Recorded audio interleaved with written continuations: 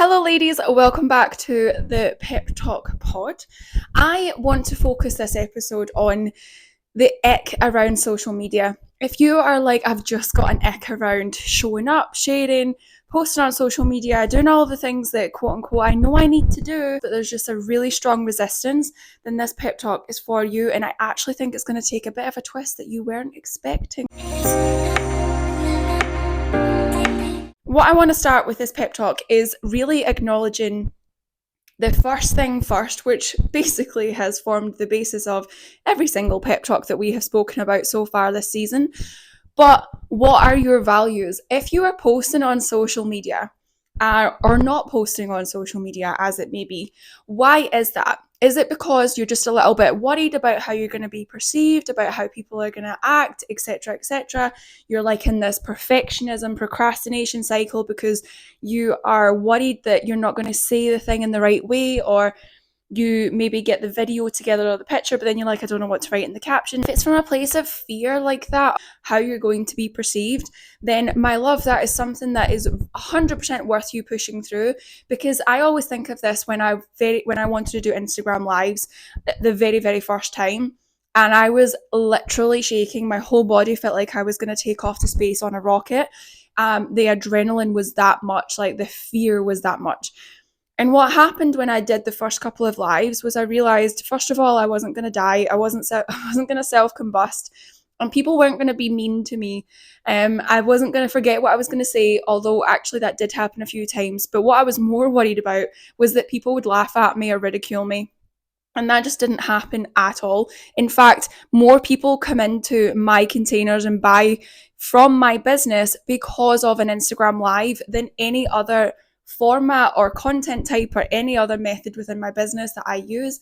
And I feel like that's because people really get to connect with me and they get to listen to me talk. And again, that's maybe why I've created this podcast, because I just felt like people really relate when I can riff and go on a tangent and, improv a little bit. So if that is the case and you're like, I just can't push through it, then that is a separate task. That's a separate thing. It's about understanding where those fears are coming from, giving that fear a name. If you want to listen to the BS that we tell ourselves when we think our dreams aren't possible, that's what's really going to help you with that.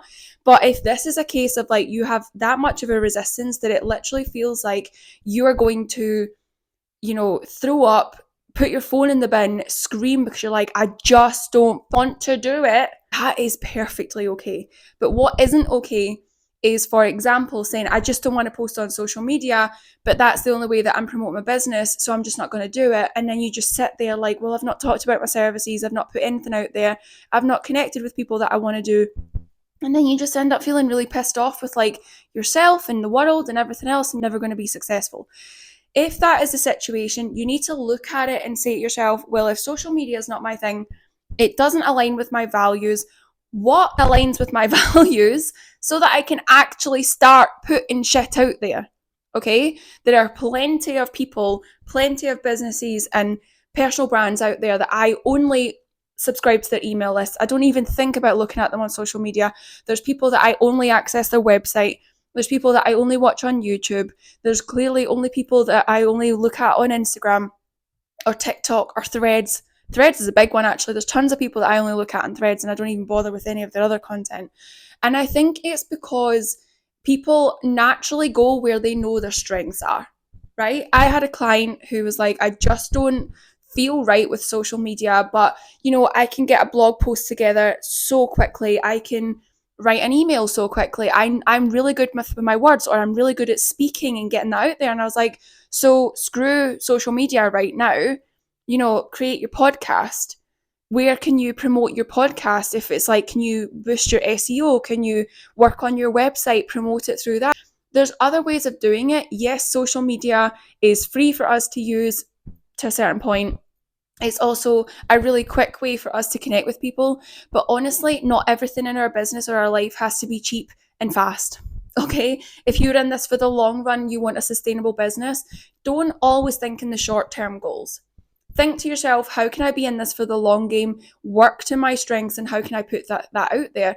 The very start of my career, 12 years ago, I was a blogger. I was actually, as I went to uni, I started a blog. I went to uni for fashion communication and marketing, and I started a blog, and I actually did so well with it that it became a side hustle, quote unquote side hustle, where I was shortlisted by Cosmopolitan magazine for best new fashion blogger that year. I was invited to all of the fashion week shows because that was what my blog was about. I was covering fashion week, and different trends and like style trends and fashion and stuff like that, accessories, lifestyle. And I absolutely adored it. It was my passion project from the very beginning because I love to write. Had nothing to do with social media, even though social media, Instagram at the time was starting to build up. But it was such a good outlet for me. And there are still people to this day who have very successful websites and blogs, and that is their main resource, and that's what they do. And they just get people in on their emails, and that's what they do. Now, just because we are saying you don't need to be on social media right now doesn't mean that you never will be. But what I think is a good place to start is working with your strengths, build up that confidence that way, and then actually say to yourself, well, do you know what? This is working really well. I'm getting my business out there. Maybe now I feel a little bit comfortable choosing a platform that might work with me a bit more. If I like to talk about things, maybe it could be a YouTube, maybe it could be a podcast. YouTube also has YouTube Shorts now, so you could film a long form YouTube video where you're just talking and then cut it down into little YouTube Shorts, and then it becomes more of that kind of like Instagram Reels type content that appeals to people as well. And then you might think, well, actually I could repurpose that YouTube short and post it on Instagram. There's so many avenues that can come up when you decide to work with your strength first. Give yourself that dopamine hit of like, fuck yes, I did it. And then that actually fills up your battery, just like filling up a sacral generator's battery within human design. It's like you fill yourself up with that really great feeling that then gives you the sustainable energy that you need to do the other things that maybe feel a little bit more out of your comfort zone and need a bit more courage for you to execute. So that's what I would really say with this. If you are sitting there and you're like, I just don't want to be on social media, well, stop fucking using that as an excuse.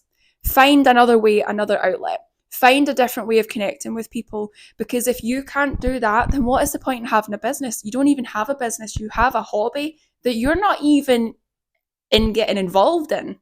Do you know what I mean? That's why I'm saying there's two separate avenues. If it's just a plain fear, I'm worried about the outcome, that's a different pep talk. The BS I tell myself when I think my dreams aren't possible, go to that episode. Sometimes if things are really, really deep-rooted therapy, that type of nervous system regulation, tapping, rewiring your brain, your subconscious for the beliefs that you want to have, those are the most beneficial thing that you could do to be safe within your body. Create that safety so that you feel able to take the courage to do the things that you need to do. I am not saying just fucking do it when you are in a puddle of just misery. I'm not saying that. But what I am saying is there's always other options.